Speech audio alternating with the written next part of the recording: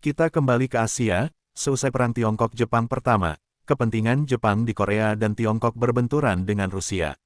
Rusia yang telah memperluas pengaruhnya di timur jauh dengan ambisi ekspansionisnya yang kuat dengan membangun pelabuhan Vladivostok untuk mendukung Angkatan Laut Rusia dan menyewa pelabuhan Port Arthur ke dinasti Qing Tiongkok untuk pelabuhan musim panas.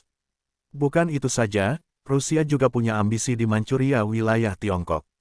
Pembangunan rel kereta api dari Rusia ke Manchuria dan garnisun besar pasukan Rusia di sana mempertegas hal tersebut.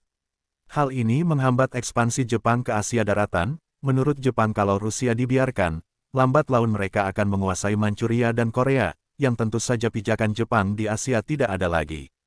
Jepang menegosiasikan dengan Rusia masalah tersebut, dengan mengajukan proposal bahwa Rusia akan dibiarkan melebarkan pengaruh di Manchuria dengan imbalan Jepang juga dibiarkan melakukan hal yang sama di Korea. Namun Rusia menolak proposal tersebut. Pengaruh Rusia di Korea menguat pada tahun 1896. Dan pada tahun 1897 menduduki semenanjung Liaodong, memperkuat pelabuhan penting Port Arthur dan mendirikan armada Pasifik Rusia. Hal ini juga mengancam Inggris, yang berpihak ke Jepang dalam perang ini.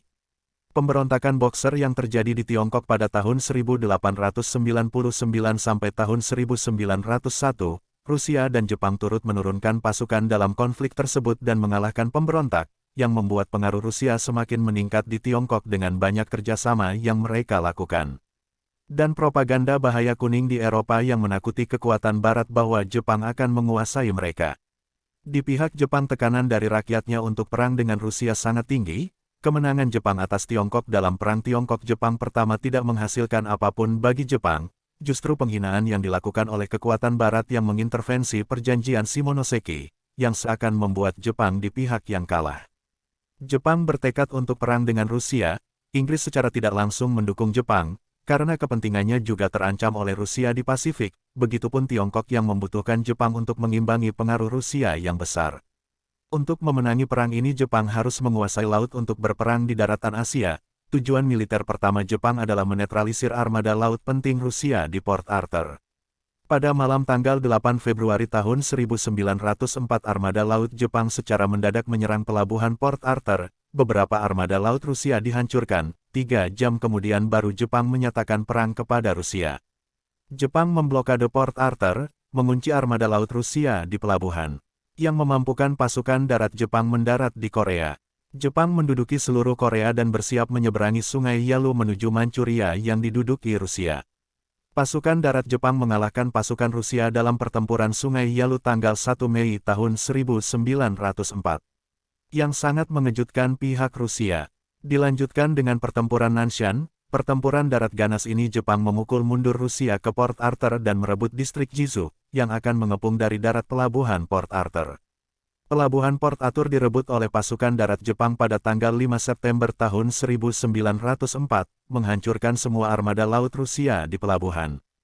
Tentara Rusia terpaksa mundur ke Mukden, Shenyang pada masa kini. Jepang menyerang posisi Rusia di Mukden dalam pertempuran Mukden yang menentukan, merupakan pertempuran darat terbesar sebelum Perang Dunia I, yang melibatkan 600.000 prajurit dari kedua belah pihak. Penggunaan artileri dan senjata modern dalam jumlah besar terjadi dalam pertempuran ini.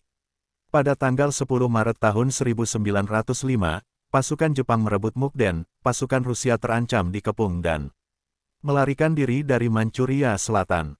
Kekalahan telak bagi Rusia, namun kemenangan harus ditentukan di laut. Armada Baltik Rusia yang merupakan armada laut besar sedang menuju ke laut Jepang dari pangkalannya yang jauh di Eropa.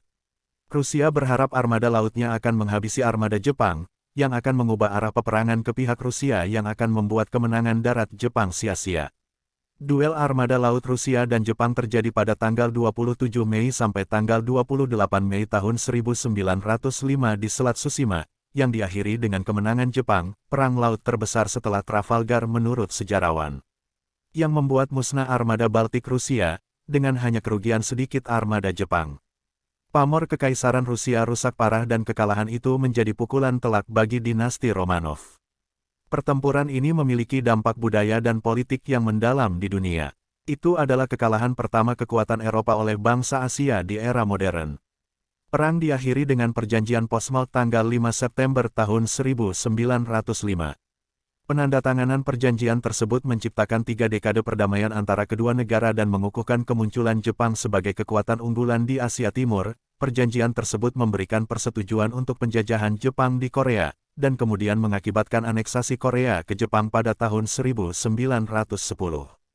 Perjanjian itu juga memaksa Rusia untuk meninggalkan kebijakan ekspansionisnya di Asia Timur.